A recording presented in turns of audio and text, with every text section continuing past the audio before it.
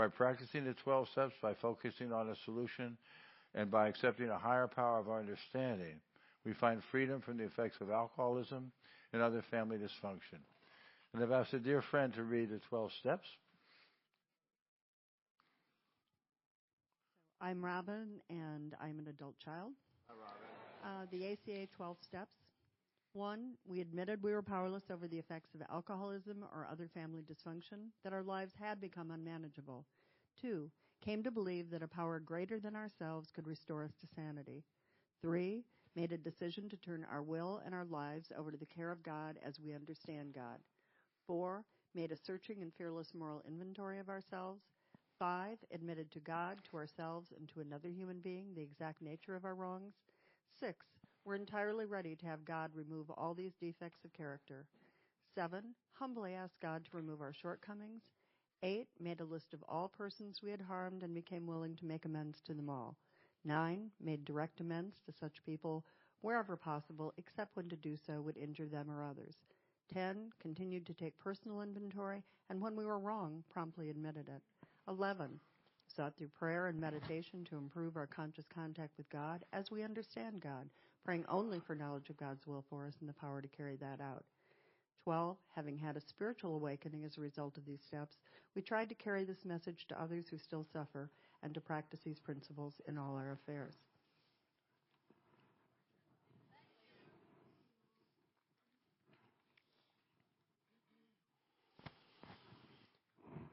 Matt, Grateful ACA. These are the 12 traditions. Hi, Matt. 1, our common welfare should come first. Personal recovery depends on ACA unity. 2, for our group purpose, there is but one ultimate authority, a loving God as expressed in our group conscience. Our leaders are but trusted servants. They do not govern. 3, the only requirement for a membership in ACA is a desire to recover from the effects of growing up in an alcoholic or otherwise dysfunctional family. 4, each group is autonomous except in matters affecting other groups or ACA as a whole. We cooperate with all other 12-step programs. 5, each group has but one primary purpose, to carry its message to the adult child who still suffers.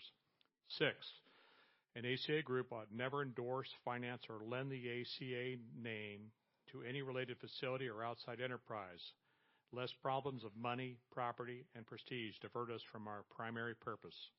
7, every ACA group ought to be fully self-supporting, declining outside contributions.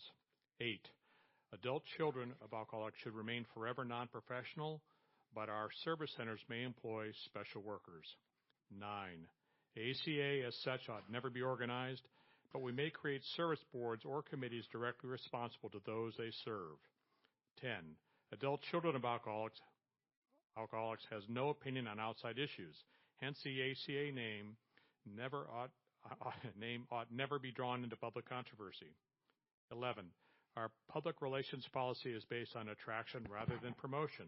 We maintain personal anonymity at the level of press, radio, TV, films, and other public media. 12, anonymity is the spiritual foundation of all our traditions, ever reminding us to place principles before our personalities. Thank you. In the beginning, many of us could not recognize or accept that some of our current defects of behavior was a result of some experience related to alcoholism or dysfunction in our childhood.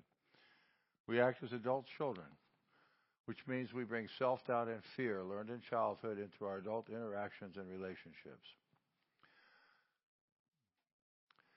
And this is really where ACA is coming of age this last 2 years and this coming 2 years with the foundation that the board has, the service structure, and the OPPM, thanks to a lot of work by a lot of past and present board members.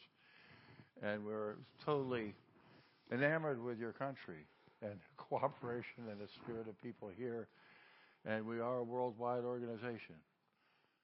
Now, my friend Charlie has been a fellow board member. We work on a lot of committees together, and now he's become our chairman, which is an honor and a privilege and a lot of work. And I'll let him tell his own story. I just want to say that it's an honor to work with him. Thank you.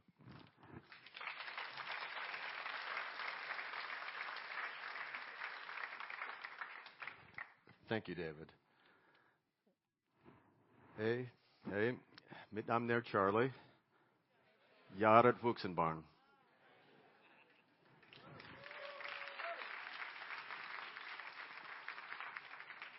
Talk. This is my time now, though, to switch back to English before I do permanent damage to the Swedish language, but thank you very much. I am Charlie. I am an adult child of an alcoholic and dysfunctional family. Frederick did a dangerous thing today. He said I could pretty much have as much time as I wanted to talk. I will try not to abuse that privilege, but it will take me a long time. Robin, my wife, is here. Let me just introduce my wife, Robin. I'm going to just cut to that chase.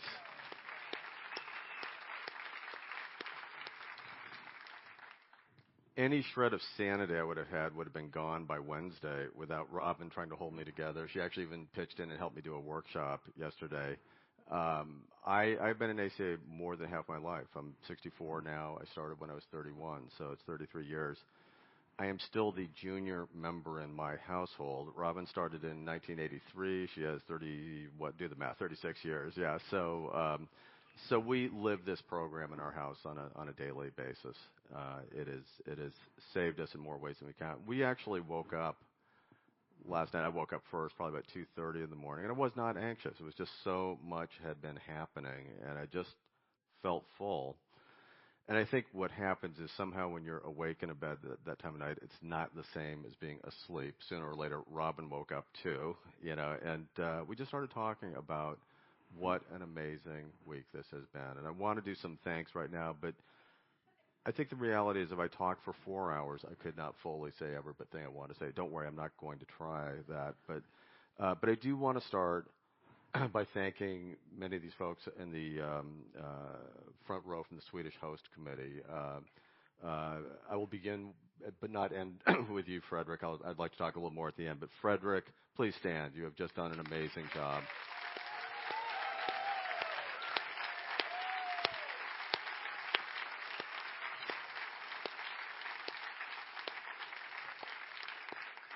And I apologize in advance. I want to say a few more names, but I don't actually know all of you in the front row. So if I miss you, I know it's not because you didn't contribute. It's just we didn't happen to cross paths. I want to say, Nina, the program director, please stand also.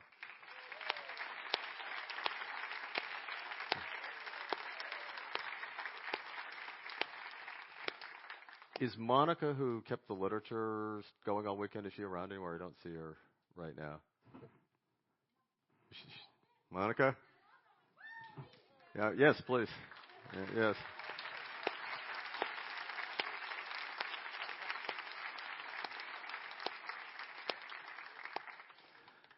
Susanna, I see. Please stand.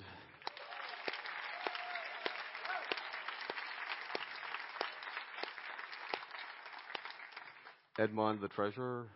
That's all right.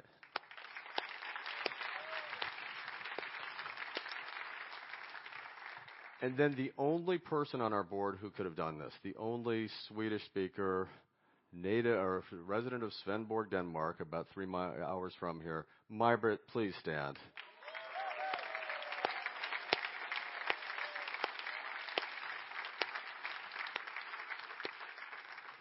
And Maj-Britt, also you too, I will be talking about more at the end. Now, everybody, I'm going to need help. I always lose track when I start talking. If you don't hear Frederick or Maj-Britt's name come up nearing the end of this talk, please scream their name so I'll remember. And then if I could actually ask the whole Swedish Host Committee, anybody who's taken part in preparing this event, just please stand together. Yeah.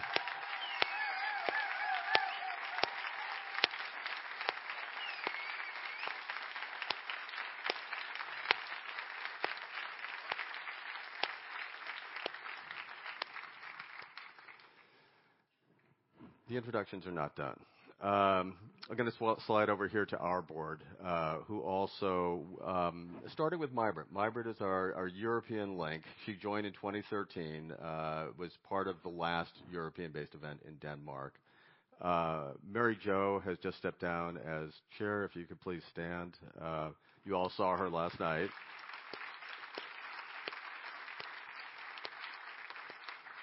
And then as quickly as I can, I see Bill D. down here, our former treasurer. Please stand. And still ongoing member. Carol C., who is a trustee, but also a region trustee for our western U.S. states.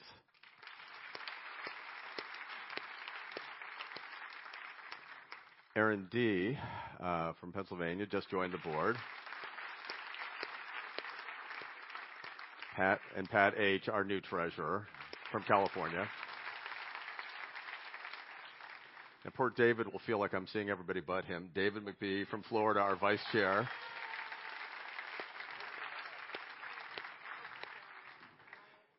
And there's an irony here. I'm sorry to put Miles on the spot. He's been telling all of us all week long to wear ties.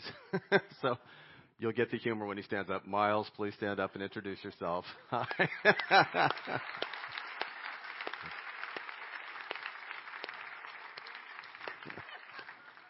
But at least his advice worked. It got me to wear a tie. So, and Jim B., our web person, and who is done the thing.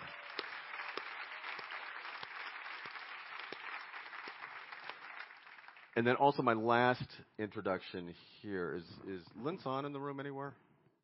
He's been our sound manager. He's personally saved me in 3 different things. I wanted to acknowledge his presence. And lastly, Jim R. is the ABC committee chair.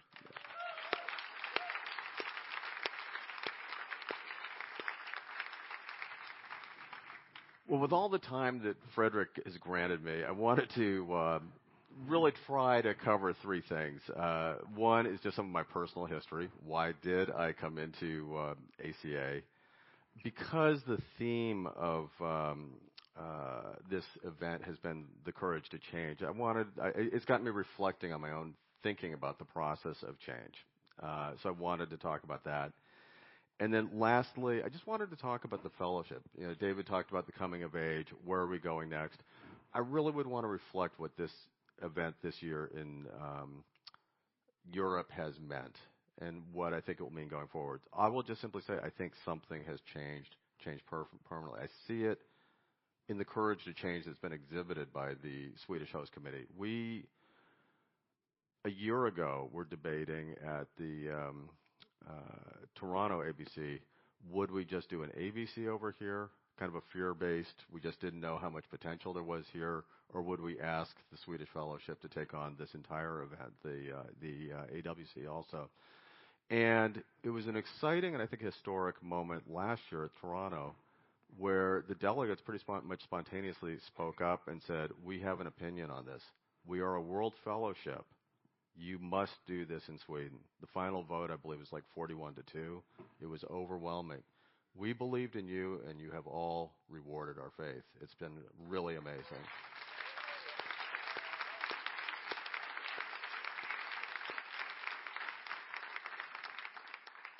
I also want to say that I don't think we'll ever have that debate again.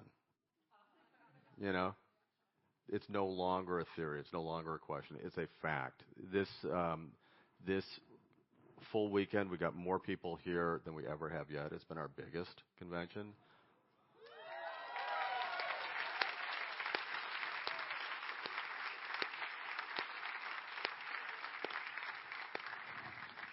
I think the most nations we've ever had at our world convention has been 8 nations. Here we've had perhaps 25, maybe more.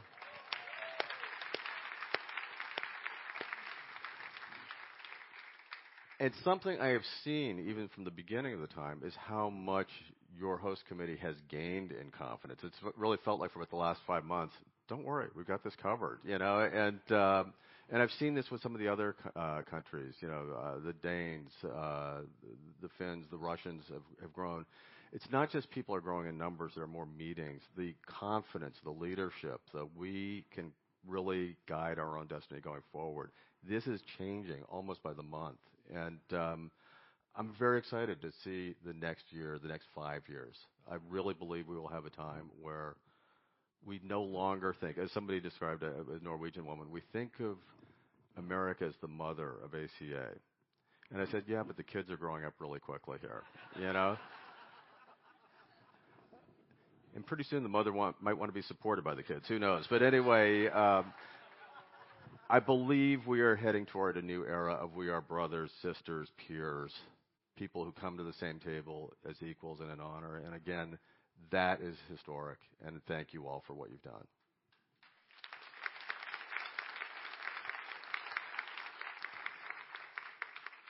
Which brings me actually to one last thing before I start going into my talk. One bit of housekeeping that one of my fellow trustees raised, and that is to talk about the tradition of anonymity, the 12th tradition, before we start, because there's been some confusion here. Like all world conventions, there's a mix of kind of traditional meetings where people come and share their personal stories. Then we have public things like this. And we've been reading off statements at all of these events saying, what you hear here, let it stay here. It turns out that apparently a few people have come away with the idea that this means once you leave this room, you're never to say you heard anything from Charlie H. And that's actually not the intent. I clarified this with Frederick. At a convention like this, public events are where we come sharing our experience, strength, and hope. Whatever memories you have here, I hope you'll all take them back to your country. I hope you'll describe the possibilities that you've seen here. And the 12th tradition police will not come after you. So it's spread the word. So anyway, so thanks. Obviously, an adult-child story begins in childhood. I think certain aspects of our story are all different. I've heard all kinds of stories over the years in meetings, and of course I got my own. I've really stopped comparing them along the way because somebody might have had more physical violence. They might have had some of the really tragic things we know happen to young children. And yet, from a child's perspective, an infant's perspective, the damage that any alcoholic family, a family with mental illness, a family with any sort of chronic dysfunction where the child gets no real attention or actually gets violated. From a child's perspective, they literally will die if abandoned. They have no hope of living unless they are cared for and nurtured. So even if from an adult's perspective, we could withstand a certain level of abuse, simply the loss of a parent's love or all the things that routinely happen in a chaotic household continually threaten our sense of well-being. Also, I believe it embeds insecurity in us before we can even speak our first word. We don't trust the world we live in. We learn very quickly to comply with all the kind of random instructions we get. And as we learn later in life, all of these lessons are down in our DNA now. They're down in our blood cells. Our actual development got warped by this experience. And that's not to say our parents were necessarily badly intended people. I don't think mine were. One of my great spiritual awakenings was realizing both my mother and father had very severe histories of childhood trauma themselves. They didn't just land in a parachute and mistreat me. They were living out their history. We talk about this being a generational disease. So in my case, I was born in 1954. It was the post-war years in the United States, and on the surface, all was very, very well. People were happy; they weren't fighting wars. I assume Europe was really starting to put itself back together by then. And the underside of it, though, was it was an extremely alcohol-intensive era in our country, and I don't know what the counterpart would have been in other countries, but in our country, it was like a constant cocktail party. I mean, people were very neighborly, but they were always over drinking themselves silly. And at first, when I was a younger child, it seemed a little bit normal. I mean, it was kind of festive, and people would come. You'd have odd things like the guy who would tumble out of the bathroom and tell you not to waste your life the way he's wasted his, and you're 7 years old, and that seems odd. But, it really wasn't that assaultive. The worst parts, though, weren't necessarily even alcohol-related, because, again, even alcohol is not the only source of trauma.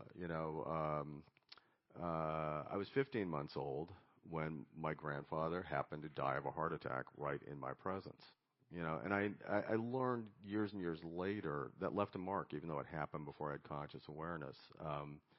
I'd been thinking about it in therapy, and I happened to be in a situation, a CPR situation, where I needed to help somebody, and boom, all these years-old feelings of the incompetence I carried with me because a man was dying and I couldn't do anything about it.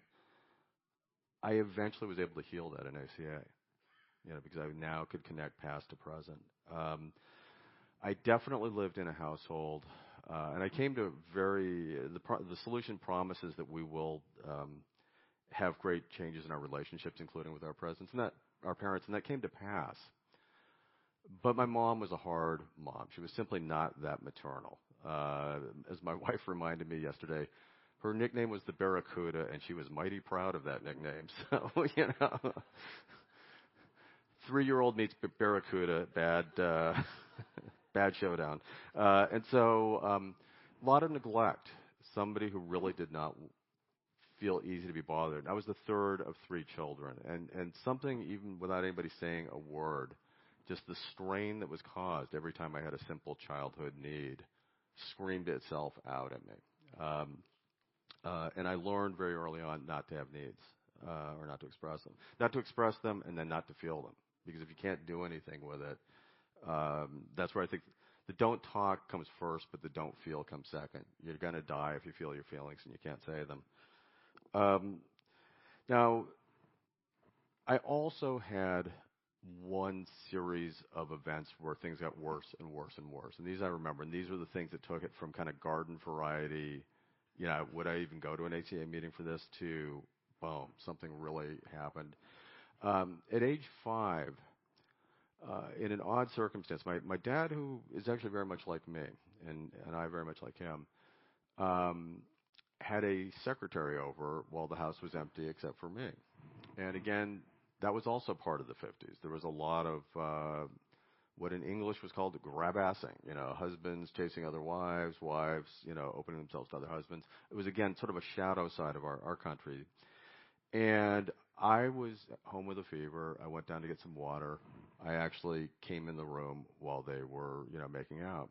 And I was frozen. I backed out. And it was the first time I really faced the don't talk dilemma. Here was a family secret. Did I sit with it? Did I talk about it? I eventually talked to my next older brother. And he eventually said, you really need to tell Mom about this. And I did. And over the course of maybe 3 to 6 months, and I learned all the details later, this was the shot that broke up our household. Within 3 or 4 months, my dad had left his East Coast employment in Boston, taken a new job out in California, left for a couple of years, and he actually thought that for good. He told me later. I knew, though, somehow I had popped a domino over, and others toppled. And then in just as quick succession, my mom went from a loose but social drinker to somebody getting drunk every night. And again, because one of the first casualties of any alcoholic household is truth, she was not having a drinking problem. She had an inner ear infection that affected her balance. I as a 6-year-old, believe this. I will also say my parents were not the only influences in my early years. I was the youngest of 3 siblings. They did a lot to shape my worldview. And they came in one night, sort of like this way they tell you there is no Santa Claus. It was like, Mom is a drunk. She is not suffering an inner ear problem. And I did actually something that I learned very quickly after that not to do. I said, we need to talk and get help. And their next words were, no, we cannot tell anybody. And so I don't know how alcoholic families instinctively arrive at this stuff. Our house is going up in flames. We can't tell anybody. It's somehow we all get to that point very quickly. And I think one of the great tragedies, the universal tragedies, your household may be different, yours may have been different from mine, but we all find our way to isolation very quickly. Somehow we cut ourselves off, the truth of our life from the world. And so our mindset got messed up really quickly. I mean, there's a story I remember within a year while this time when my dad was out in California, where my mom was driving us home from some restaurant or something, and she was completely smashed. I mean, she went once. It was as if she fell down an elevator shaft in terms of her drinking. And I was in the back seat with my two brothers, and the car is going ahead on a highway type thing at a pretty good speed. The road starts bending to the left. And I realize the car is not bending to the left. We're going straight. And I look up, and my mom is like that on the steering wheel. And I don't say this so much about that event as the fact that I looked over to my two brothers. I'm 6, one's 9, one's 12. I'm figuring surely they're going to say something about this. They're staring straight ahead. And at 6, I'm thinking, can I say something? Should I say something? I had enough time to calculate, do I think this car can roll over and will live? Which is really damn weird. And I'm still thinking, should I say anything? We learned that rule of don't talk so deeply, so quickly, that literally I might well have died honoring that rule. I finally spoke up. I realized nobody else is going to do it for me. I stepped out of my lost child role, screamed. My mom sort of woke up enough. We made it home. Not a word was spoken about this. Again, somehow the abnormal had become normal, very, very quickly. At 8, we did actually move out and rejoin. My mom and dad tried to reunite. And we really had, and again, I say this because this is the time that really, I think, left a lasting trauma in me. Beginning with the first event, the ending of it was we landed for 6 months in this crappy apartment in a crappy town that since has become the middle of Silicon Valley and one of the wealthiest cities in the world. Our timing was poor. But here we are. I'm in a room with my two brothers. It was a little like living in a prison cell. All this anger would boil over every night. And I was the youngest. I was just very frightened by the whole thing. Meanwhile, my dad was seeing how my mom's drinking had deteriorated. My dad actually was an alcoholic too, but not that spectacular thing. And they would be arguing and at times fighting. And again, what are the things that stick with you and why? Who knows? I know out of this I developed a tremendous sense of shame. And part of it was an event that happened in that 6 months when my mom was actually physically attacking my dad and screaming, "Call the police." And I eventually did. The look on this police officer's face when he came in of just like such total disgust filled me with a shame like I wanted to die, we got out of there pretty quickly, and we actually moved to a nice town. Outwardly, everything was good. My parents did get divorced within a couple of years. But it's funny. I lived in California for 22 years of my life, 9 to 31. You would think the formative years. And yet every year over the decades whenever I've gone back, I sort of have the sense, this is a nice place to live. But, I guess I can see why people would want to live there. But it was almost like I was a ghost. Like I really didn't have any visceral feelings of ever having lived there. And a couple of years ago, Robin and I were driving. We were at a wedding of my niece. Driving around, I could finally feel some blood connection start to return. And I just simply realized I've been so traumatized by this point in my life. It was like my nerve endings, my heart, all of those things just froze. They froze so I could survive, and they never got the memo that the war was over. They stayed frozen as I got older, And I think that's why later on I've come to think of this disease, even again a relatively garden variety, middle class version of it as I experienced, is such a tragedy. Children are so young. They have no reason to bring this on themselves. Even the parents don't want to bring that on themselves usually. And yet the results are so deep. For something I didn't do, I came away feeling a deep sense of shame, chronic sense of fear, huge dissociation, isolation. And it was just as if my ability to grow up just froze in its place. So even as my body kept getting older, I was living in some half embryo that never really came to life. And so, the ACA talks about the false self, the false personality. Something had to fill the gap. Other people were growing up. They were becoming teenagers. I needed to sort of act as if I was keeping along for the ride. Rob and I were in England back in 2012, and we were in like one of these kind of knock-around shops, and we still have this on our wall to this day. It's like a placard with one of those 1950s perfect families. They're like, the mom, the dad, and the slogan is, "Remember, if anybody asks, we are a normal family." And that was me. Hey, if you ask, I'm a normal teenager. I don't know what music I like. Oh well. If somebody gets interested in me, I crave the connection, of a girl, but I'm going to be terrified if we actually open up to each other, because there's no real person in here. It's like a hollow man, or hollow boy. And so I really had not only was I not growing up, but I had no mechanism for growth.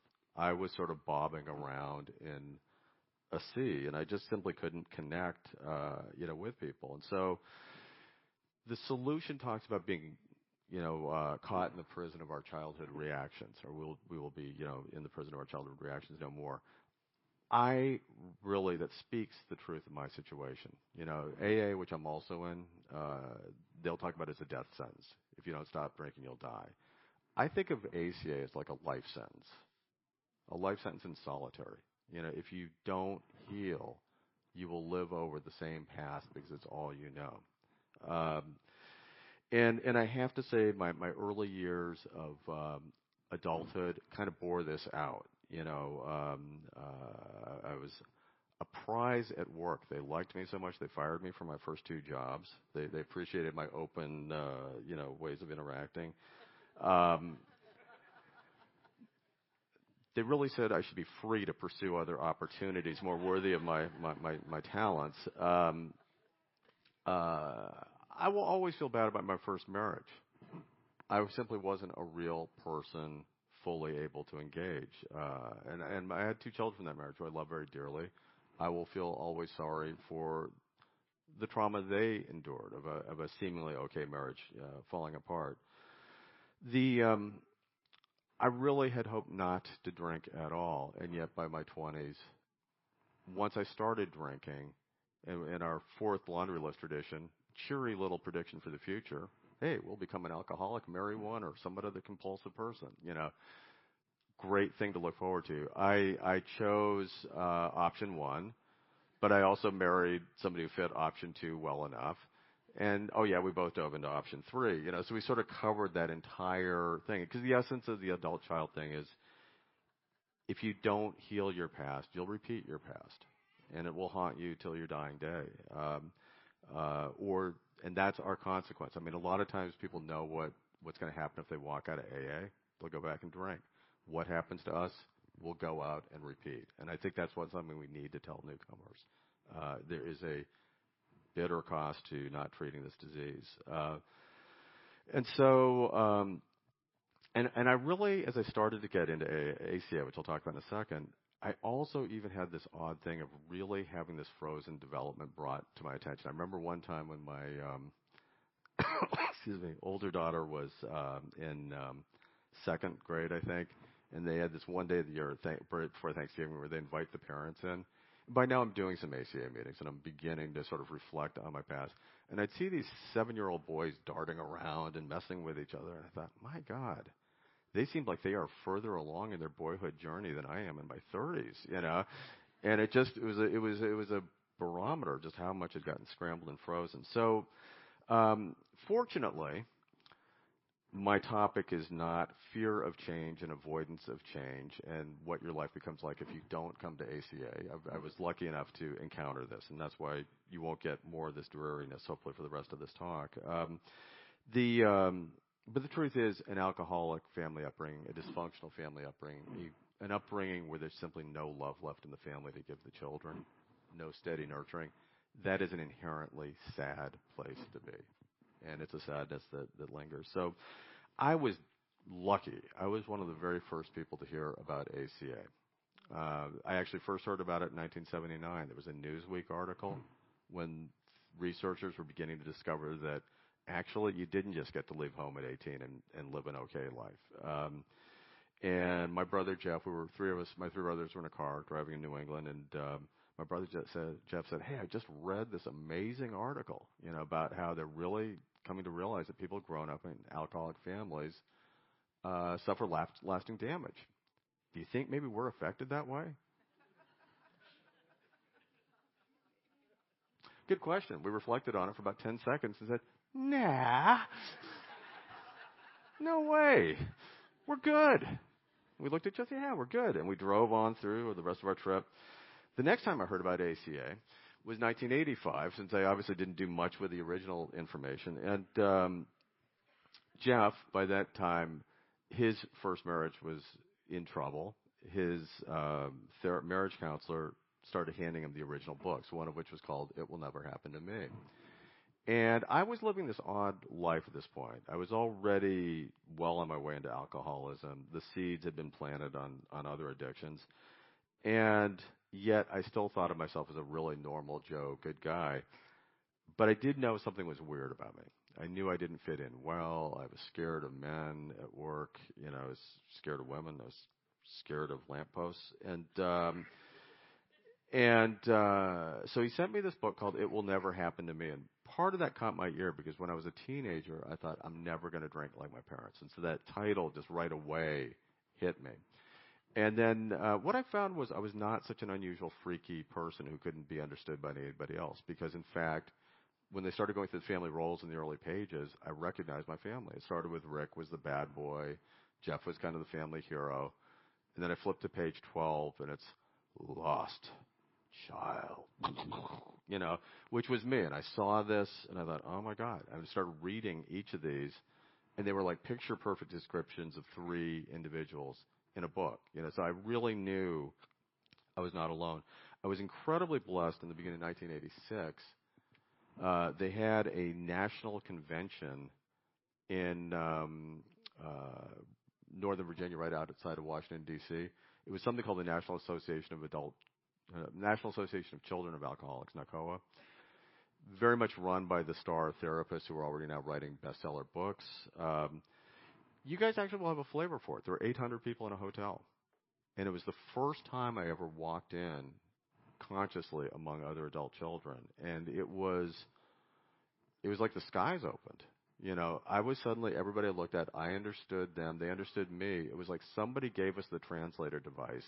And instead of being this odd, freaky person out, we all got each other. We were all in the same wavelength. Wonderfully joyous 4 or 5 days. First time in my life I did not feel alone, and a lot of other things flowed out of that. ACA meetings were still extraordinarily sparse. There could not have been more than 3 or 4 or 5 in the Washington area. I attended them. I attended a men's meeting in Georgetown, which is hugely influential. And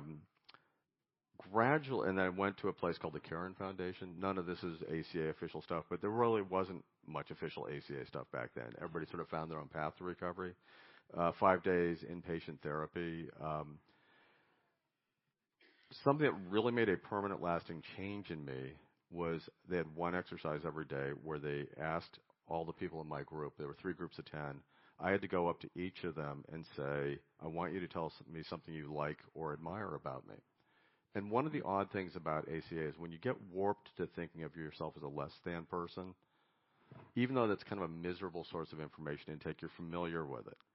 It's safer than actually asking people for real, what do you think about me? And so when I had to go up to people each day, I actually kind of wanted to vomit, and I wanted to make a joke, but I made a commitment. I'm going to listen seriously to what people tell me. And what was amazing was they saw positive qualities in me I would have never owned. It said things like, you're honest. I really admire your integrity. You've got courage. I admire that. You say what you think. Whereas I would have said to myself, you're a coward. You're a weasel. You're a liar. And those 5 days, that feedback actually changed my life. And I think, again, it's something we can do for each other in ACA. We can feed back the truth. Because honestly, the information I had growing up being fed to me by my alcohol, distorted thinking parents, their parents, really turned out not to be the truth. It turned out I had a lot of worth in me that wasn't seen there. And I'd say that's true of pretty much everybody I meet in meetings. I'm always amazed. People come in with this beaten down self-esteem and, God, I'm so inadequate. And I look at them and I go, God, I really admire this person. It actually helped me see there was a disconnect between my self-image and who I really was. And that was a liberating thought. So I also, because of this, my marriage started breaking down. I did separate. I also, and I don't usually talk about this, but I think it's relevant because alcohol is not the only addiction out there. As I tried to sort out life after my first marriage, it became very obvious. I had a very addictive pattern of sexuality. I wound up probably about 5 relationship codependencies issues. I probably wound up in about 5 or 6 different 12-step fellowships. But the bottom line of all of it was I tried to feed myself in ways that did not feed me. Being an ACA the way I was, it was like when I drank, I stayed thirsty. When I tried to connect with others, I stayed alone and unconnected. And that's where my life would have gone had ACA not intervened. Because for the first time in my life, I would go into a room, and I still was very withdrawn. I'd come to ACA meetings. I'm probably the only person in the room can say this. When I first went into ACA meetings and got over the first buzz of people understand me, I was damned uncomfortable because now I had to decide whether I was going to say who I was honestly or I was going to hide out in the corner. And I actually spent some time hiding out in the corner. ACA can actually be quite scary. We talk about the courage to change. Simply coming to an ACA meeting, coming back a third time takes a lot of courage. But what happened was I recognized I was in a setting where if I tried to gloss things over, people would look at me. They wouldn't say anything, but they'd look at me funny, like they knew you weren't telling the whole picture. And gradually, it pulled me out. I will say again, because I was also going through a period of separation. I was separated, I think, for about 5 years, which took me up to about 9 years in recovery. If anybody here ever feels discouraged, I want you to know that 9 years into my recovery journey, I was saying things to myself like, now remind me again, what was so bad about this denial thing? I used to not feel pain. Now I feel pain, I'm 9 years in. How many decades is this going to take? It was discouraging, and it was discouraging across the board on all my fellowships. And I was really lucky at one point. I always hated slogans in AA because I was too smart for slogans. And I remember once I was saved by a slogan. I was left the meeting early. I was pretty damn close to going out and drinking and bagging this whole recovery thing. And a woman came up. We started talking. She obviously thought I was in bad shape. And she says, well, don't quit before the miracle happens. I never heard that slogan. Saved my life, maybe. It touched me. It sure got me back the next day. And I've oftentimes found that the impulse to quit passes quickly. And I really think in many ways, just as the child of an alcoholic family is a tragic thing. I think it's a tragic thing when people quit because once you go in, you've learned too much to ever go back. In AA, they talk about we're going to screw up your drinking. ACA, we're going to just blow the hell out of your denial, And I've seen people have tried to do it. In the best case, they kind of seem a little like zombies to me. They're kind of trying to go back to old solutions that don't really work. But that's not even the worst of it. I mean, I remember one time, and I remember this vividly because, again, you talk about fear. Persistence counts so much. That may not be courage, but persistence even when you're scared. I don't know any way to do this kind of recovery without being really, really scared a lot of the time. I was at this men's ACA meeting. I couldn't speak for a year. I almost felt like my vocal cords were freezing up in fear. And I actually prayed, help me speak. And I finally started speaking, and I finally started entering into this community, which was a wonderful place. And then I'd finally lead meetings like this, and I would memorize all my talks so I wouldn't forget it, And finally, I remember this night because I decided I'm just not going to do that. I'm just going to come. I'm going to pray. The prayer I usually say now before I do any talk is, help me be of value to at least one person in the room. It kind of lowers the pressure for me. I got to tell you, with a room this big, thrilling. The numbers are so much in my favor here, So if any one of you got any benefit out of this, come up to me, check. I'll feel very happy. But I made a point of just having dinner with friends, talking. I said that prayer. And I came in, and it was like one of these kinds of tables. There were 12 of us, which is much smaller than the usual meeting. We went around. The first 11 people spoke. And it was a really good meeting. My lead was good. It was flowful. It was really felt like forever I'd cured this thing about my vocal cords. And there was like 2 minutes left when we got to the last guy. And a very nice guy, a guy named Don. And I gave him the meaningful look, like, you got 2 minutes, you want to share. And he gave me the meaningful look back and smiled and nodded his head. And then he went home and killed himself that night. He was dead by the next morning, found with a head in an oven. And I always think all he had to do was open his mouth, use his vocal cords. He would have gotten through it. The quitting urge would have passed. He would have made it. And so I really want to just say to all of the people in this room, don't give up before the miracle happens. No matter what you think, don't let yourself go back into isolation. All you have to say is, I'm hurting.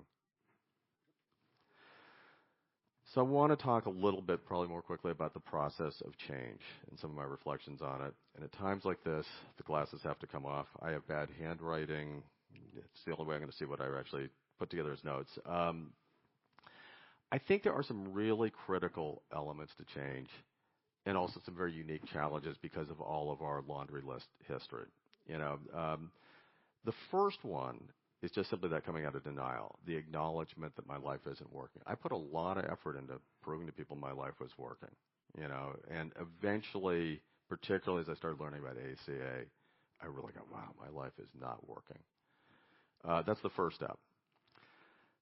The next one I think was harder for me, and that is, okay, my life isn't working. I can't solve that on my own. I need help.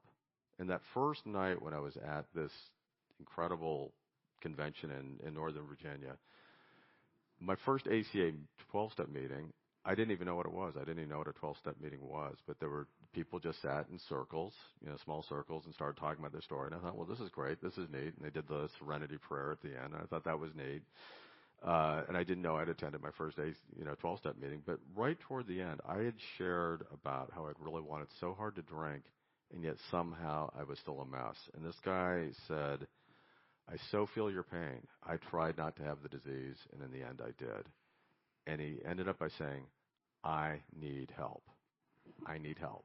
And it was almost like my lungs were on fire. I thought that was like the most amazing thing I'd heard anybody say, because again, I'd just about sooner die than ask for help.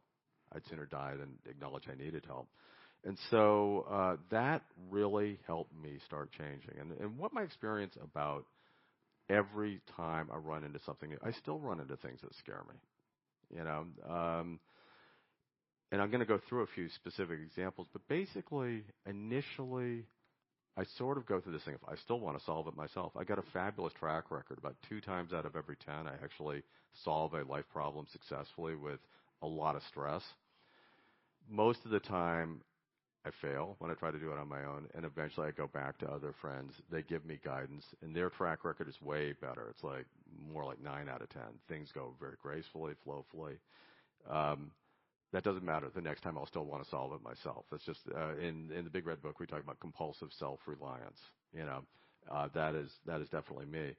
So I go through that phase, and then eventually I kind of go, hell with it. I need help. And so I talk to people. I get through that. But they usually tell me to do something I've never done before. And something I hear a lot from adult children. How can I do something in adulthood when nobody showed me how to do it as a child? I didn't get the mentoring I needed. The answer is you get the mentoring now. I'm facing something I need to do. Who might be able to help me? You start talking around. You get over that fear of reaching out. And suddenly in community, answers start coming. And then you have to do it. And that's scary too. And it's only, in my experience, about the 5th stage of this, if you keep persisting through about 4 or 5 rounds of fear, that eventually it's like, that wasn't so bad. I got through. I remember once when I was a kid, and I was at a Catholic church in the U.S., in California, and it was Ash Wednesday. And there was this poor little boy who was being dragged up to the altar to have the ashes applied to his head. Of course, you see everybody with the black spots on their forehead. It's like, you would have thought he was being led to the electric chair.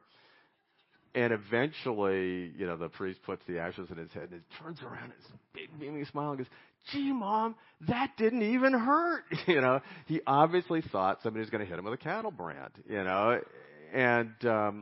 And I think that's the way change feels for us. Trying things we didn't learn how to do, or the things that come into clashing with things we were forced to do as kids. It seems like, oh my God, that's going to kill me. And then when it's over, not only does the fear turn out to be kind of a boogeyman, we had this uncertainty. Could Sweden do this retreat? Well, what do you think? Can Sweden do this retreat? Yes, Sweden could do this convention, You move on, and now you've learned. You have grown. I think there's no greater teacher for the adult child than new experiences that you used not how to do. It's kind of like we have our own version of learning to ride a bicycle over and over and over, and we do it in community.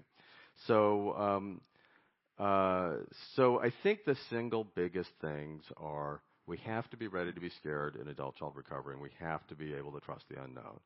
And I will say I sooner rather than later got comfortable with the God thing. I certainly was not a God person before I started.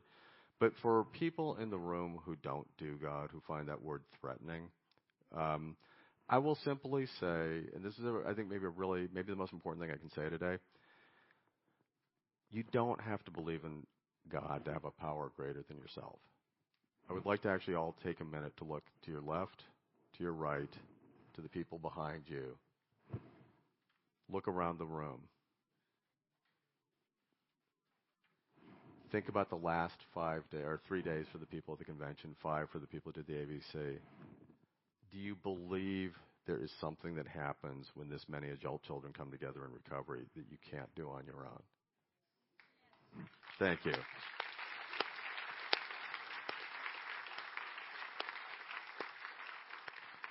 If you believe that in your heart, you have just worked the second and the third steps. You have a power greater than yourselves. Go on to step 4. Thank me for the help.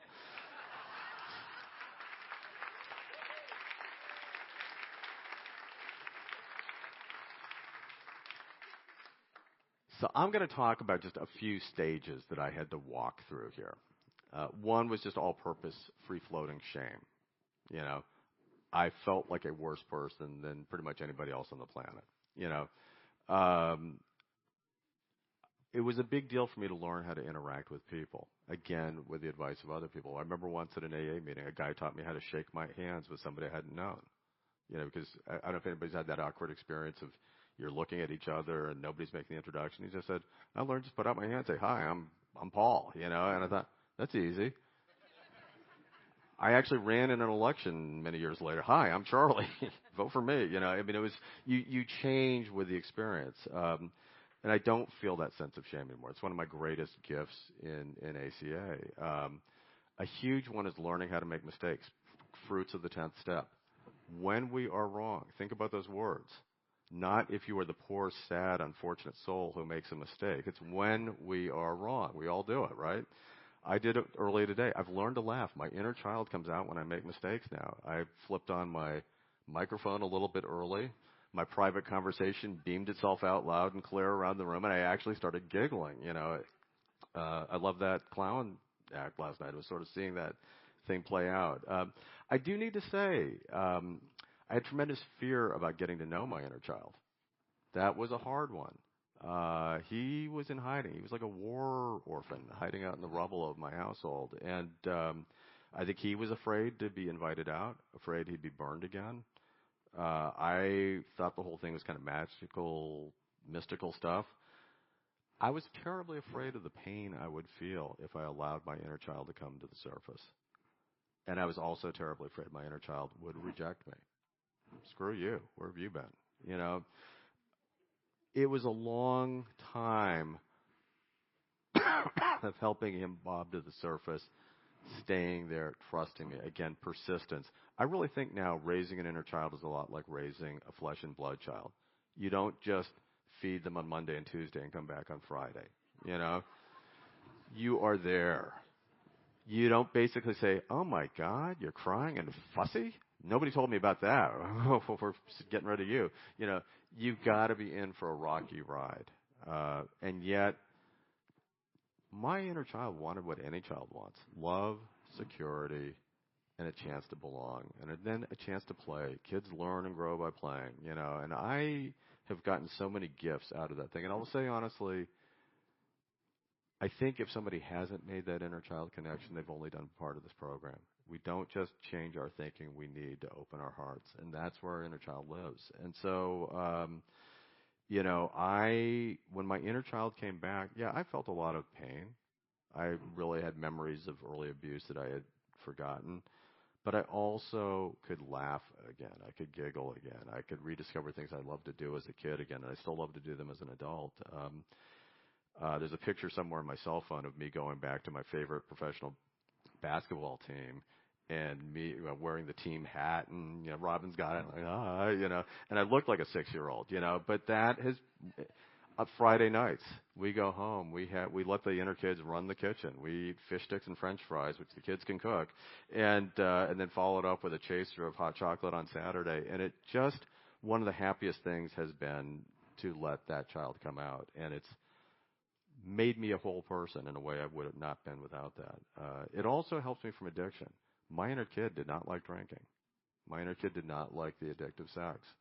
I now know that to protect my child, I need to protect my adult. My inner child knows when he doesn't feel safe or trusting. I listen to those instincts. It's kind of unlocked my heart. Now, just a couple others, because I know we got to wrap up. I'm not going to totally abuse my promise to Frederick. I really had not only a fear of men, but a fear of women. I wanted to be close. I wanted to be in a relationship, but I always feared I'd be controlled. I thought maybe there was another barracuda out there that I might get involved with, and that scared me,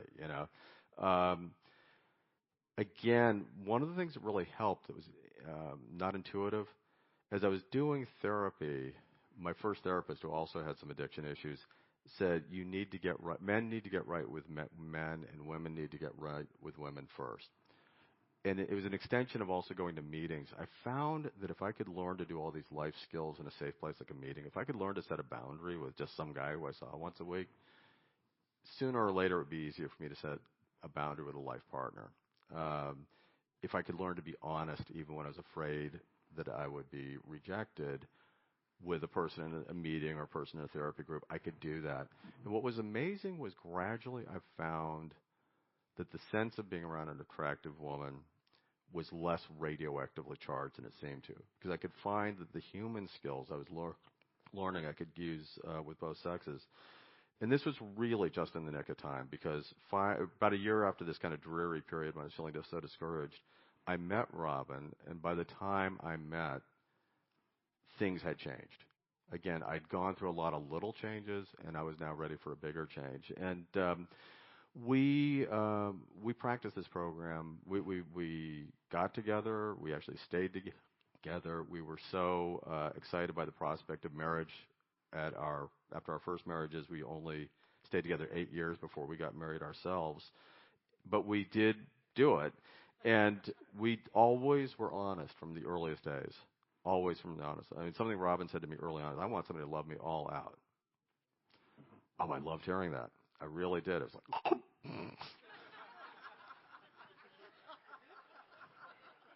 but the courage to change.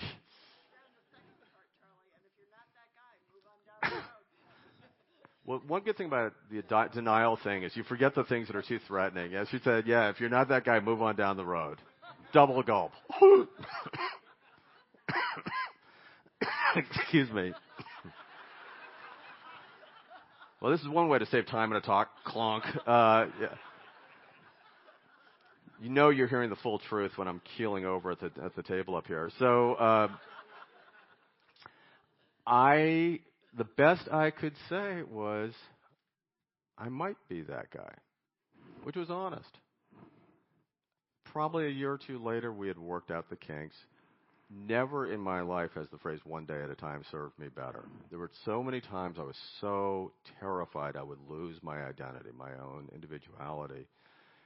And I could feel the panic racing away from me. But then I kind of go, well, are you okay today? Yeah. Yeah, I'm okay today. Actually, I'm having a really good day today, and I put it off. And again, I just think you work through little fears long enough, one day at a time, with the guidance and help of a trusted community and team. Eventually you get that fears are temporary obstacles to be worked through and worked around. And that the means that help you solve the last 47 fears are going to help you help you solve the 48th. And it's not just that we have this kind of ballsy courage to work through things. It's more like we simply have more faith. And the more faith we have, again, for those who believe in God, great. For those who simply believe in this, more than ample. We get to know that the things we're scared of aren't as scary. And we grow. And whereas when I left my home, I had no mechanism of growth, today I have a constant mechanism of growth. And I will say a loving mechanism of growth. So the last one I want to talk about fear of change, is addiction. You've obviously heard this is a part of my story. I did not expect it to be a part of my story. It's a central part of my story. I don't think my program really took off until I was dealing both with my history issues in ACA, my addiction issues in the present day. With ACA, I used the steps to help release the past, release the grieving, the things that my child had no power over. With AA and the other fellowships, I use the steps, and I also do this in AA today to deal with the present. The truth is, my defects are defects, even if they were foisted on me by my family. All those things we talk about in the laundry list is not a model for happy living with friends and family. There's a whole lot more in the Big Red Book. I think if we wrote them all down, it'd be a laundry list of about 50 or something. But we need to take ownership. Once we work through our childhood, once we reclaim our childhood, we need to take ownership of our adulthood. The solution ends with you'll take responsibility for your own actions and supply your own parenting. That's really becoming a grown-up in recovery. And that has been rewarding too. But I will say, again, just based on my own experience, if you have any sense of trying to quietly shield some compulsive, repetitive, self-destructive, addictive behavior, that's scary, and I feel for you. I carried some of that stuff alone for years at a time before I admitted it. But if you want to find the promises of this program, that's a journey that, in my mind, has to be walked through.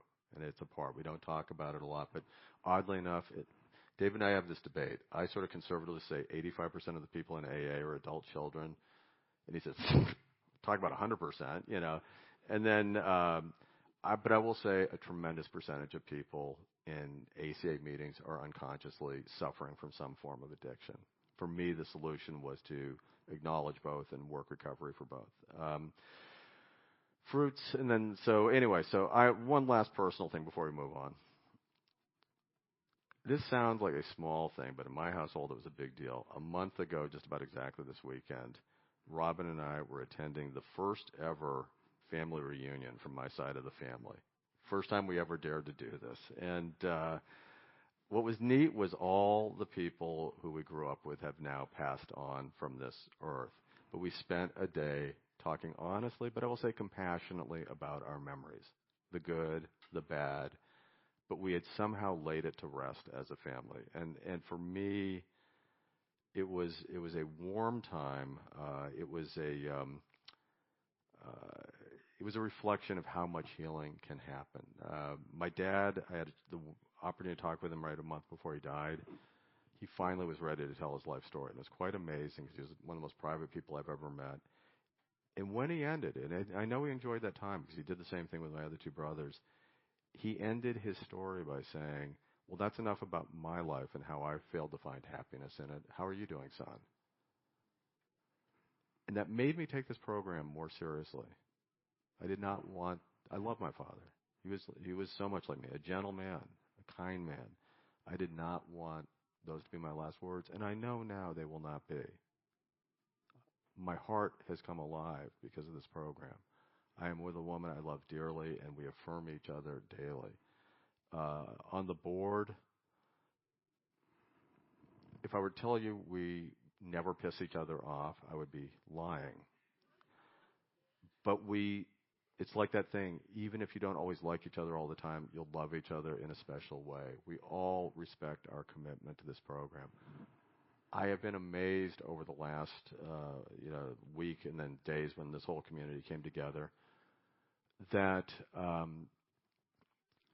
we don't all speak the same language, but it's amazing to me how we understand each other. We get in these rooms where we tell our stories. I believe you can understand me and I can understand you better than maybe somebody who lives 2 doors down in your hometown because we share this experience. And so we not only draw life from each other, we give life to each other, And so the last things I want to say have to do with, there is an end to this speech. Intellectually, you may have questioned that at times. I want to leave with talking a little bit about service because I think there's an area where I think ACA needs to find the courage to change.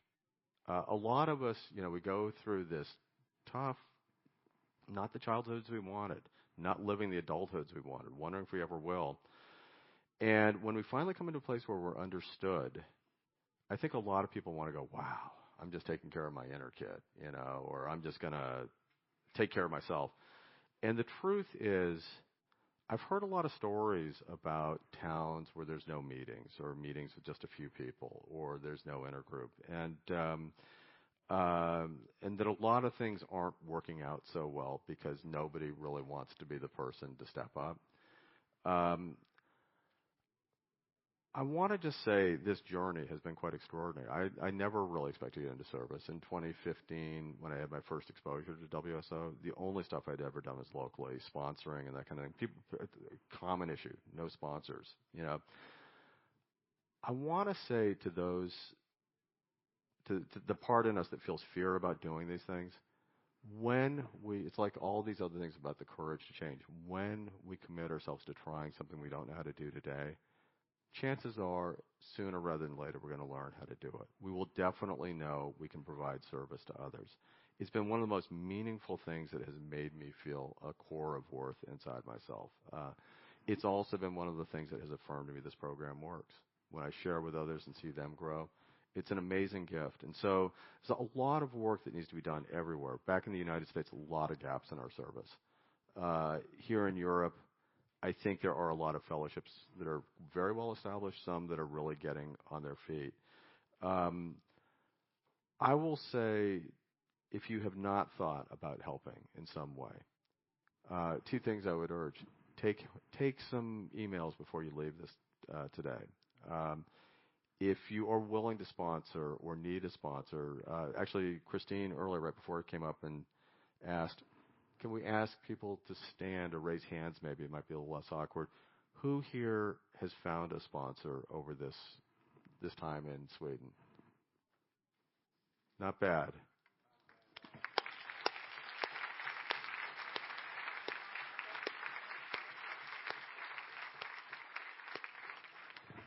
Theme of courage to change. I was terrified the first time I asked somebody to be my sponsor. I thought I was signing my life away, and it really was a life changer. It was so gentle and so warm. Who here offered to become a sponsor over this weekend? Congratulations.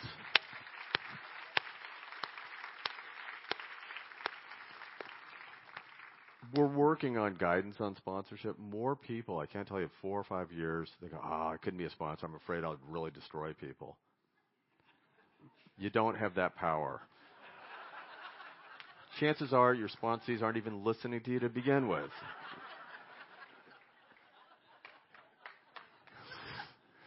But you will find it is a gift unlike anything you've ever experienced on either side. Just use it. Be grateful it's there. And then lastly, I also want to say the Swedish committee. I said, Frederick, Maj-Britt, I was going to come back to you guys. You couldn't avoid this. The thing that has really impressed me so much in the last few years, I've only been on the board 2.5 years. 5 years ago when they came to Denmark, it was just an ABC. There was none of this. And really, the very first translated editions were coming to Europe. In the last 3 months alone, we've done 3 or 4 new Yellow Book editions, including the one here in Sweden.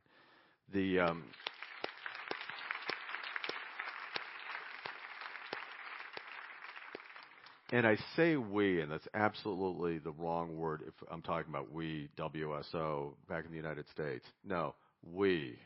All these different countries, the sweat, the strain, the confusion, the arguments that people have to invest to create a translated edition.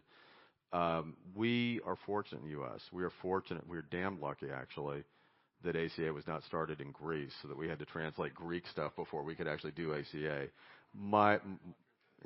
The laundry list. That was a quick story because it's very funny. Xanti, are you in the room somewhere? Okay, over here, yes. Xanti, please stand.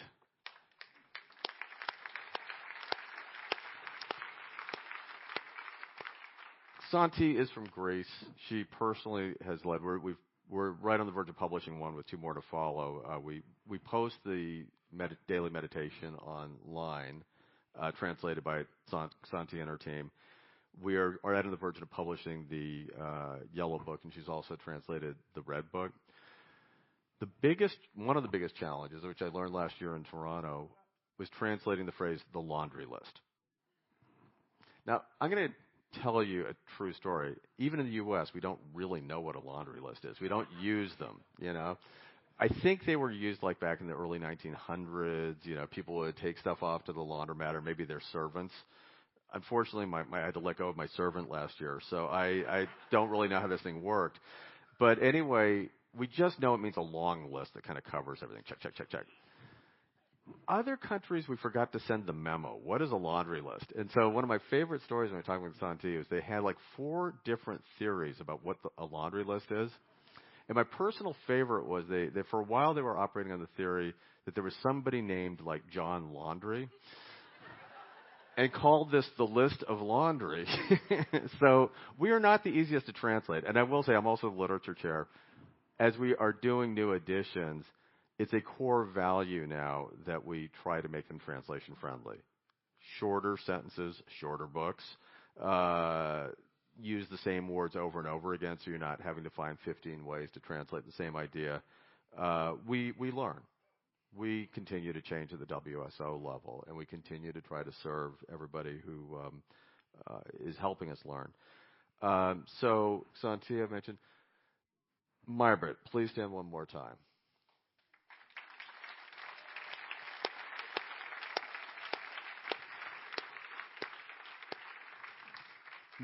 Margaret is just beginning her last year. We had 6 years as our maximum on the board. And I met her first in 2015 in Austin, Texas. It was like seeing, I guess, Joan the Baptist in this case, but really an evangelist, a prophet, somebody out there trying to work with these national groups that oftentimes have their own history. It might have been around 25 years in Sweden. It's not like we were going out and inventing ACA, but to really help them know we were here to support them, to bring them into the fold. I was amazed. I mean, Margaret's like rattling off 8 countries she's working with. And she also was handing out something called what's the exact thing, the starter kit you send out? The Lights On Project. We send starter materials to the first meeting in any country. The reason we've been publishing so many translations lately, all those years ago that she did this, all these years that she has kept reminding us, and we talk almost weekly about ways to better serve Europe, people have been quietly doing these translations, and now they're coming in. And the experience has been every time there's a new book, growth of the fellowship happens in that country.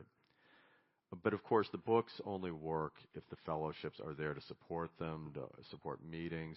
So, again, if you feel like your fellowship's service is kind of weak where you come from, please take emails, not just of anybody, but emails of a Frederick or emails of a Margaret.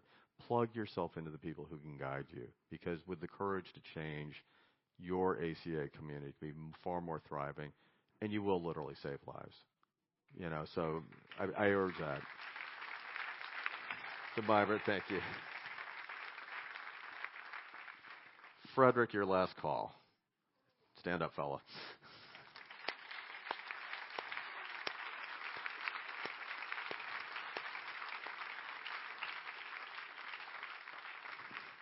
I personally can say I had nothing to do with this. I was not part of this planning committee. Others dealt with it. But Frederick would be on our monthly teleconference call. And by the way, our monthly business meeting is open to the planet. You can find it on our website. If you have a question for us, get on the line. We're there to answer. We try to make it as democratic as we can. Frederick, though, would get on the line, probably over the last 6 months, you've been a regular. And we'd be asking questions. No, I think we have this covered. I think we're doing okay. And after about 3 months, I got over my inner paranoia, and I started believing him, I thought it was either that or this guy was a great con man, And so, but I felt confidence. And so what I actually said when I talked to him was first time right in the last week is, I've admired you from afar. And yet seeing you up close and seeing the rest of your team up close has been really extraordinary. You guys have a wonderful spirit of service. I'm sure you're going to appreciate the chance to clonk for 4 days after this is over. But you're calm in the middle of it, kept everybody calm. And as I say, European leadership has grown. And what you have done here, Nina, what you've done, what the whole team has done, is something that's going to stay with us. It's going to stay with all of you here. It's going to stay with us, too. We will go home and know we have extraordinarily strong, gifted partners here in Europe. And Frederick, I think of your friend as a friend already, and I've barely known you for a week. Robin thinks you're a friend because I screwed up ordering all of her meals, and Frederick has spent half of his time fixing my boneheaded blunder. So I'm really grateful too. But it's really been delightful. You have I don't know if it's the courage to change, but you have shown courage, and you have brought change as a result. So thank you very much. Thank you, and thank you.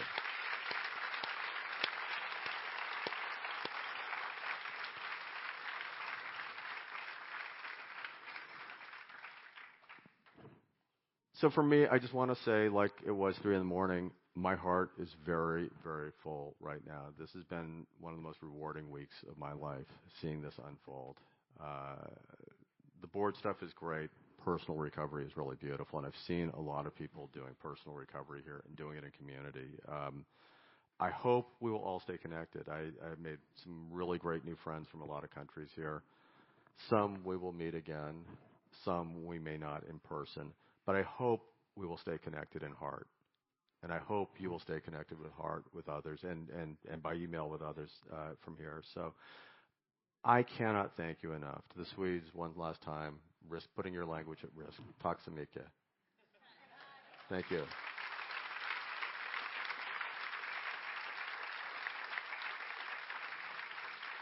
And to everybody else, I just say, keep the faith, stay on the journey, don't give up before the miracle happens. Thank you much.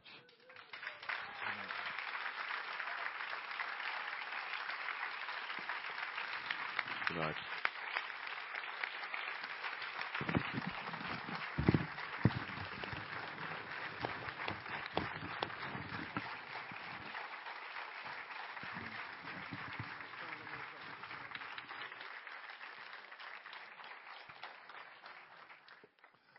Thanks, everybody. We've come to the end of this speaker meeting, and we'd like to thank my buddy over here, Charlie. And he does a great job. Everybody in here does a great job just by being here. And we have something we'd like to do right now. And I'm going to let Mary Jo have the microphone, or someone who speaks all languages. Hej Fredrik. Vi har en liten grej från styrelsen från VSO till dig. Som tack för allt det fina jobbet du har gjort. Jag vill gärna tacka för alla de timmarna som vi har tillbragt över Messenger. På alla tider av dygnet. So I will let Mary Jo thank you in English. Okay? I think you should say what you just said. We're all dying to know. Okay, Frederick, I'll try to do it in English. I'm not sure I can improv what I just said. I don't even remember it. Thank you so much for all the hours spent on the telephone. Sometimes odd hours of the day. Always checking up, what do you think the board wants? Would this be a possibility? Always asking before doing stuff, making sure that the board and the fellowship would be happy. The fellowship has always and is always your priority. So here we have a guy who is full aligned with principles before personalities. And I know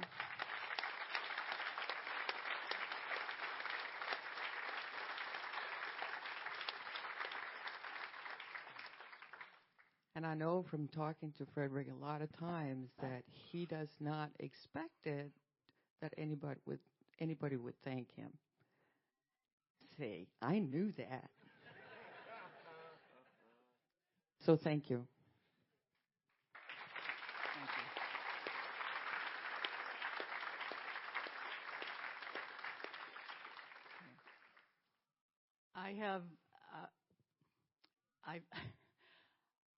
I have had such a wonderful experience with you myself, Frederick, and when and getting to know you in person this week has been a real gift.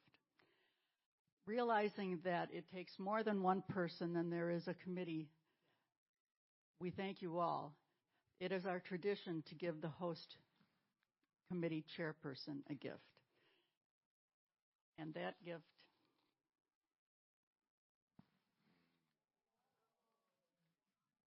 is this heart. Frederick, host committee chair, 2019 ACA, ABC, and AWC held in Malmö, Sweden.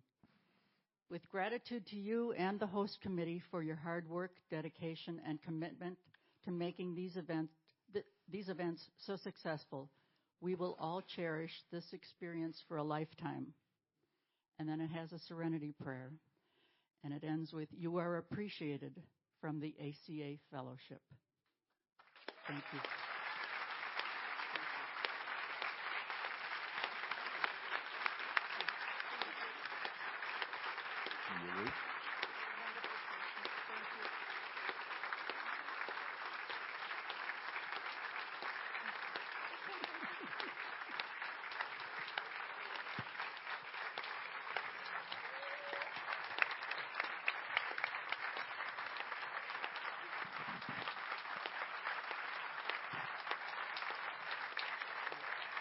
Yeah. We'll need Frederick to say a few things when he's able to talk again. We are ending the meeting and remind you of the seventh tradition, which are self-supporting and refrain from outside contributions. We ask newcomers not to contribute, but instead come back. Swish numbers exist, pointing for Swedes only. And we have buckets at the exit for seventh tradition contributions. Contributions collected will go to cover the costs of the convention, and many leftovers go to the ACA Fellowship of Sweden. Before ending the meeting, we ask those who would like to join us, join hands with each other and say the Serenity Prayer in English or in Swedish. In any other language you got going on here. Yeah, we'll come down. Yes. Please remind people that they wait for the actual serenity prayers from the other country so that we can all hear them. Right. In the past, we've done them individually. We're going to do the Serenity Prayers individually, starting with the host country in Swedish. So let's do that one first, if you can.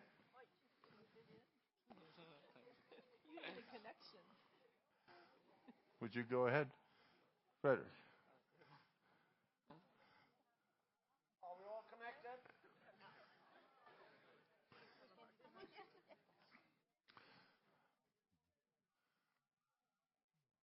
Okay. Good. Att acceptera det vi inte kan förändra. Mod att förändra det vi kan.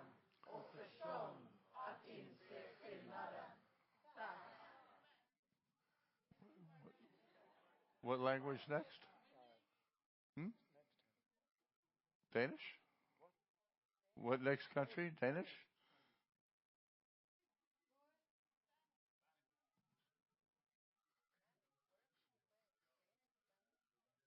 Do we have Spanish people in the room? Yes, let's do it in Spanish. Go ahead and lead if you speak Spanish.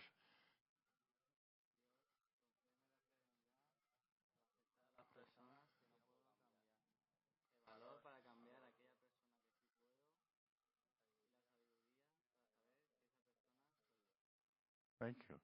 I know we have a Greek in the room.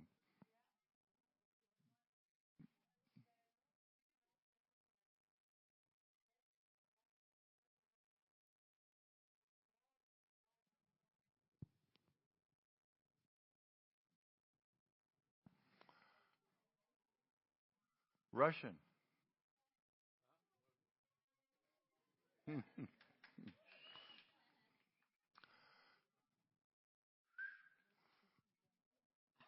Боже, дай мне разум и душевный покой, принять то, что я не в силах изменить, мужество изменить то, что могу, и мудрость отличить одно от другого.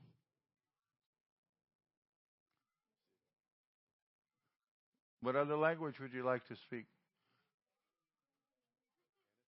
Finnish? English? We can do English easy. Danish. Spain. Gud, giv mig sindsro til at acceptere de ting, jeg ikke kan ændre. Mod til at ændre de ting, jeg kan. Og visdom til at se forskellen. Tak.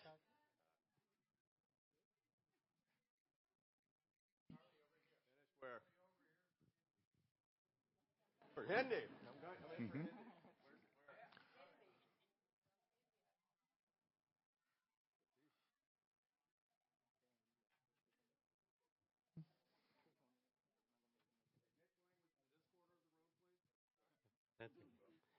ईश्वर हमें शांति देना ताकि जो चीज़ों को हम नहीं बदल सकते और जिनको बदल सकते हैं उसके लिए हमें शक्ति देना.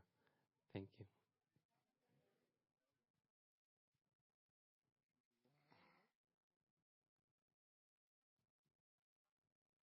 Litauska. Dieve, suteik man ramybės, susitaikyti su tuo, ko aš negaliu pakeisti. Drąsos keisti tai, ką galiu pakeisti, ir išminties atskirti vieną nuo kito. Ačiū.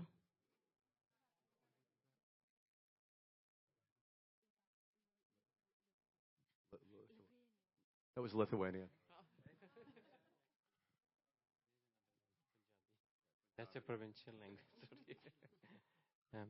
हे परमात्मा सानू शांति देना ਜਿਹੜੀਆਂ ਚੀਜ਼ਾਂ ਨੂੰ ਅਸੀਂ ਨਹੀਂ ਬਦਲ ਸਕਦੇ ਤੇ ਤਾਕਤ ਦੇਣਾ ਜਿਨ੍ਹਾਂ ਨੂੰ ਮੈਂ ਬਦਲ ਸਕਦਾ ਤੇ ਉਹ ਮੈਂ ਹਾਂ. Thank you. That was Punjabi. Dutch is next. God schenkt me de kalmte om de mensen te aanvaarden die ik niet kon aanvaarden. Moed om de mensen te aanvaarden die ik kan aanvaarden. En de wijsheid om het verschil, om degene te weten wie ik ben.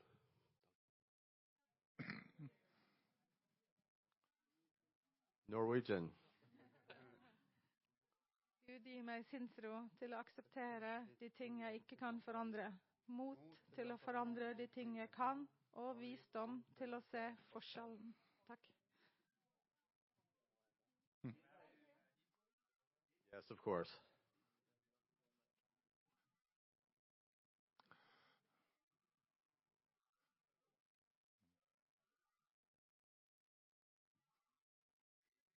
אלי, תן בי את השלווה לקבל את הדברים שאין ביכולתי לשנותם, אומץ לשנות את הדברים אשר ביכולתי, ואת התבונה להבחין בין השניים. אמן.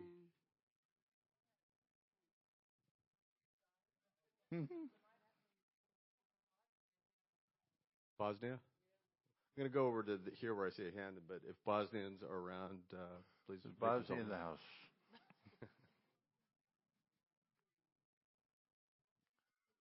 Latvian. Dievs, dod man dvēseles mieru, pieņem to, ko es nespēju mainīt, drosmi mainīt to, ko spēju, un gudrību atšķirt vienu no otra.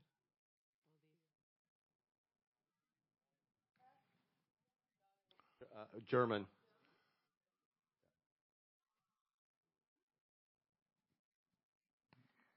Gott, gib mir die Gelassenheit, die Menschen zu akzeptieren, die ich nicht ändern kann.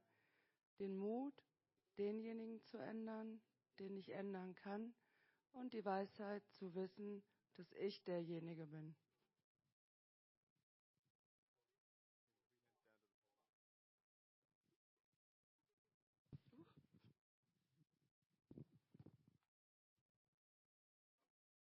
Boże, użycz mi pogody ducha, abym godził się z tym, czego nie mogę zmienić, odwagi, abym zmieniał to, co mogę zmienić, i mądrości, abym zrozumiał, że tym kimś jestem ja. Hungarian? I think I'm alone, so Istenem. Oh, hi, okay. Thank you, yes. Istenem, adj lelki békét, hogy elfogadjam, amit megváltoztatni nem tudok, bátorságot, hogy megváltoztassam, amit tudok, és bölcsességet, hogy felismerjem a különbséget.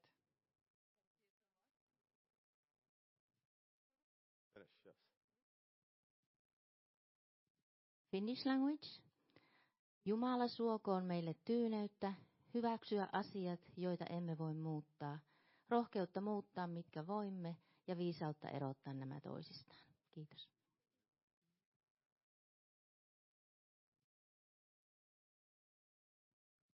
This is Serbian, Bosnian, and Croatian.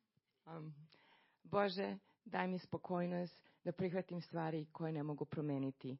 Hrabrost da promenim one koje mogu i razum da znam razliku.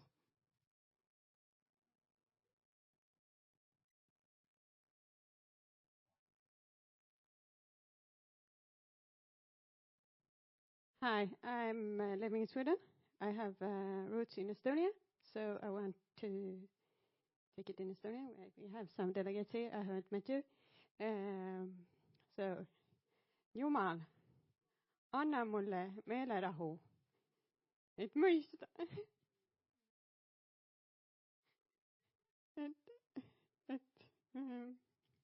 leppida sellega, mida ma ise muuta seda, mida saan, ja mõistust nende vahel vahet teha. Aitäh!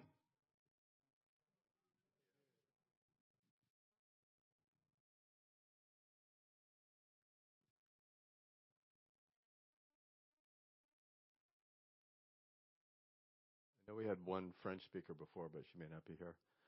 I'm going to hand the mic back. Beatrice is here. Thank you.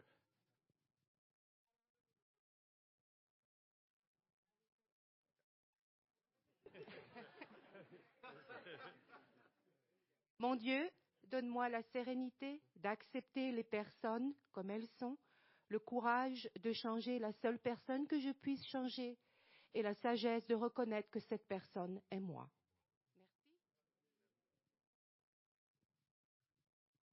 I can't believe there's anything else I'd want to say after I talked all afternoon. But I just want to say the first tradition of unity and the fifth tradition of boundaries, Persian, coming your way. But the fifth tradition of serving the newcomer knows no boundaries. And this is really a wonderful thing to see. So, Persian coming up, we believe. The courage to change, my friend, the courage to change. Got it. If you find it, it's fine.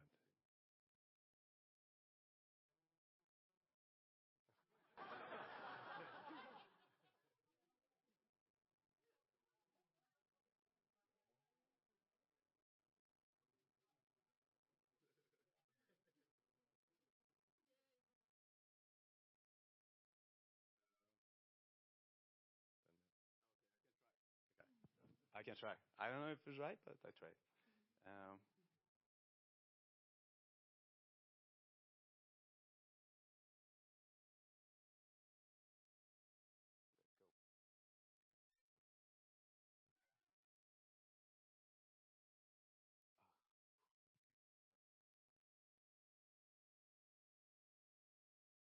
خدایا به من آرامش بده که من قبول کنم اون چیزی که نمیتونم عوض کنم و اون چیزی که میتونم عوض کنم. مرسی.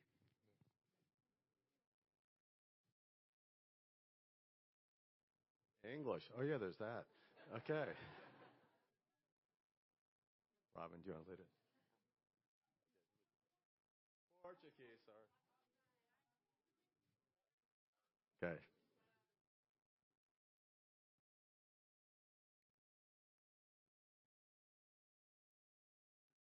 Concedei-me, Senhor, a serenidade necessária para aceitar a coisa que não posso modificar, coragem para modificar aquelas que posso e a sabedoria para conhecer a diferença entre elas, vivendo um dia de cada vez, desfrutando um momento de cada vez. Obrigada.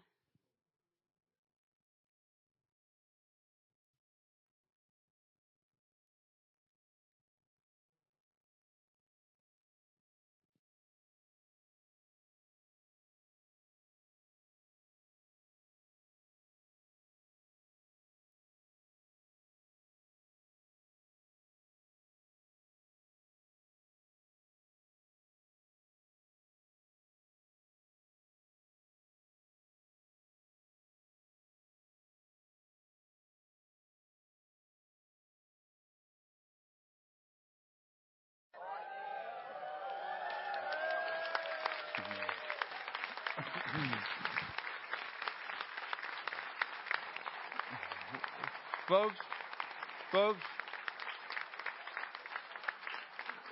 we have one last thing, folks. Hold on.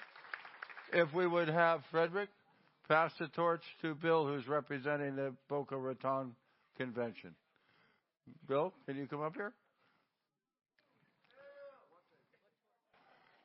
Next year is 2020. Where's your mic? Oh. Yes, just do whatever you want.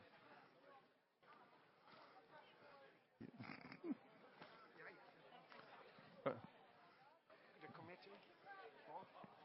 Yeah, whatever you want.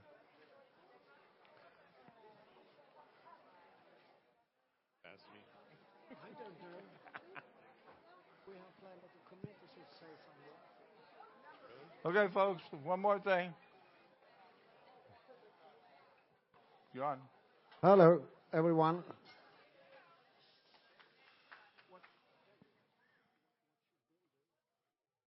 He's just accepting it for Florida and say, come on to Florida. Everyone from the committee, come up. And also Mybrit, she's a part of the committee. We think that we should say a couple of words each, a few words. I don't know if I can stay with a few words, but I will try.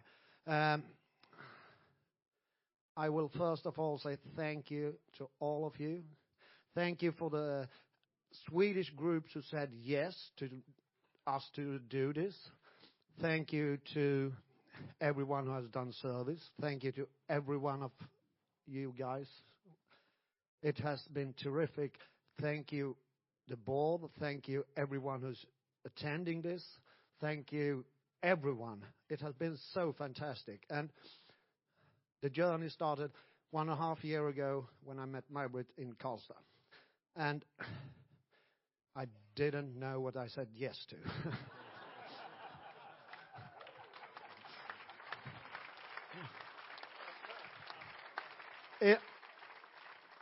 I think maybe in 10 years I'll write a book about this.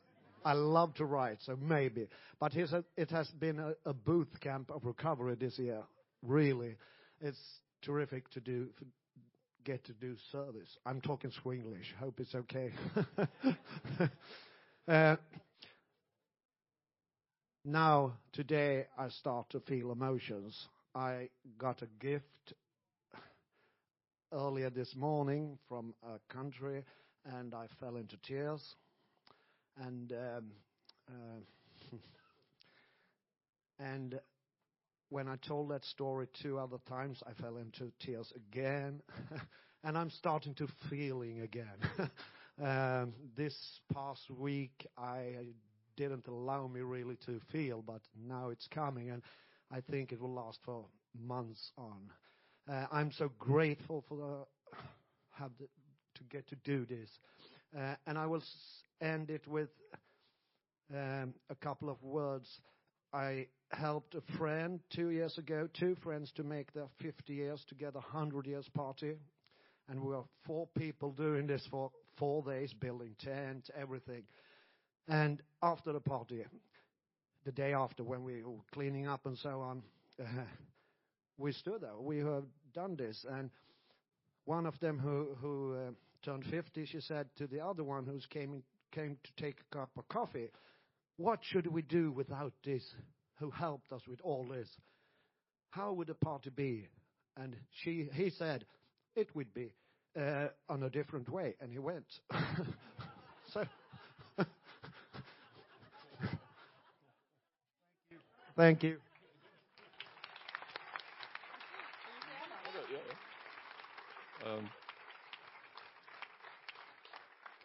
Hi, I'm Christopher. I'm an adult child.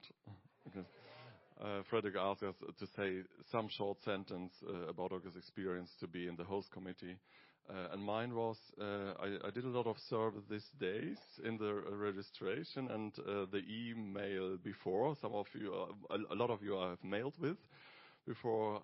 I didn't make the connection between service and my recovery. I now do. I learned a lot about myself, and thank you very much for this experience and challenge. Thank you very much. Thank you.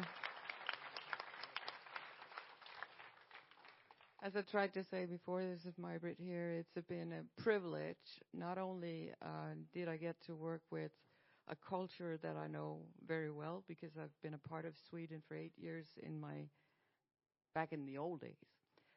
But I got a chance to reconnect with the Swedish language and the culture for doing this job. So I'm really, really grateful, and I'm grateful to all the people that showed up. I kept telling the board, it's going to be big. We need to plan for it. It's going to be big, and it has been. And it's been the biggest attendees from 25 countries. We've never had that before. So thank you so much. I know we're going to explode. Thank you. Thank you, Maj-Britt. So I've gotten the opportunity to speak to a lot of you, I hope, and if I haven't, please, I'm always available. I try to be. And I was asked in November to fill the position from someone who left the program committee. So the committee was without a program chair. So I was like, okay, what do you have to do? Well, I have to do everything. Okay. So you guys, you had 1.5 years and, a head start. So I got my sponsee with me and said, yeah, you're up for service. Yeah.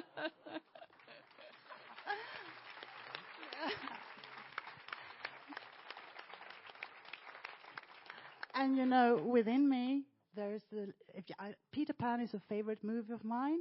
And, there's one scene in Peter Pan where Tinkerbell is locked in a little dollhouse and she's falling down and she's dying. And she says, do you believe in fairies? Then clap your hands so I can live. So when you clap your hands, I feel like I live. And if there are any other Tinkerbells out there, you can also live when people clap their hands. Thank you. Yes, hello everybody. My name is Madeleine and I'm an adult child. And then I've been working in the program committee with Nina and it was a journey and I'm so grateful to be here and that all of you are here so we can do this together because we need each other. Thank you.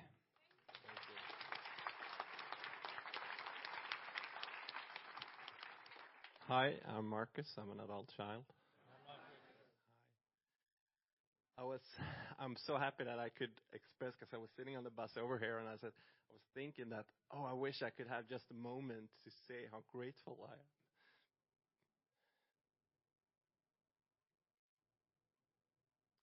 to this fellowship and to all of you guys. And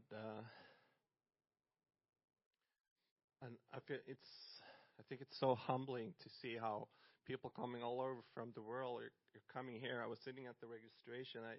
I was so moved. I had goosebumps. I could almost not sit down because I was so moved. So I want to thank you all for coming here and for allowing me to do service. And I've really felt how I recover by doing service. And I've heard people saying that before, and I thought, yeah, that's just what you say because, yeah, it sounds good. But yeah, I've really, really experienced that during this past year. And I also felt so much gratitude for all you guys. I heard someone was going to meetings already in the 80s. I was born in the 80s. So thank you.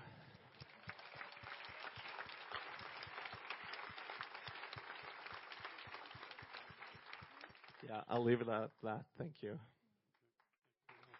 Thank you, Marcus. Hello, everybody. My name is Edward, and I'm an adult child.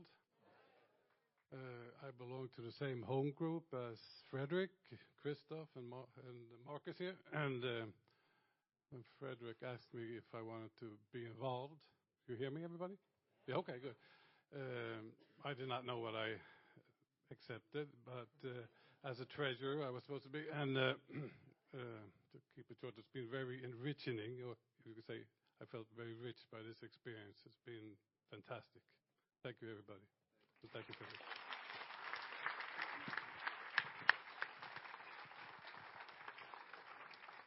Apparently it's me again. I will also say thank you for this present.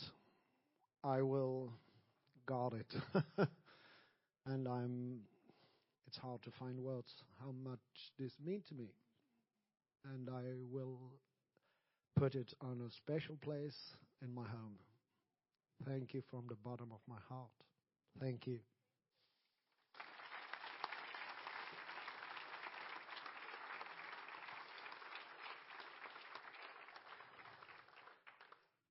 And now, it's so hard, this. I won't let go of it.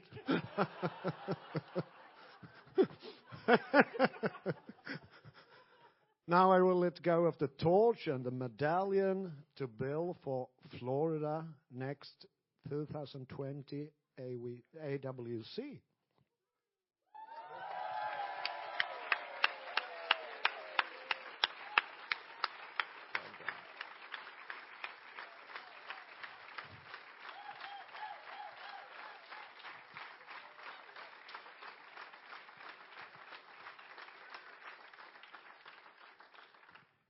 I have been where you are right now. I couldn't let go either too easy. I wanted to be involved the next year. I'll give this coin to our chair in Florida and tell them what a resounding success the European community had here, and to be ready because I think half of you are already coming. And